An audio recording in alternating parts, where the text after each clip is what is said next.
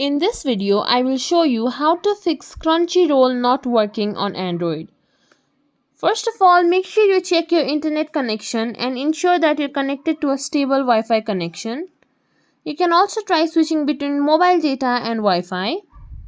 Next thing that you can do is go to Play Store. In the search bar, search for Crunchyroll. Here, check if there is any update available. If there is, then update your app. Next thing that you can do is go to Settings. Scroll down below until you find Apps. Click on it. Then go to App Management. Here, search for Crunchyroll. Tap on it.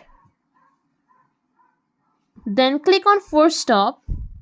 Then confirm it again. After that, click on Storage Uses. Here you can see Clear Cache written in bright red. Simply tap on it. Once this is done, close off Crunchyroll from your recent apps. Clear this. After that, you can try relaunching Crunchyroll and it should start working.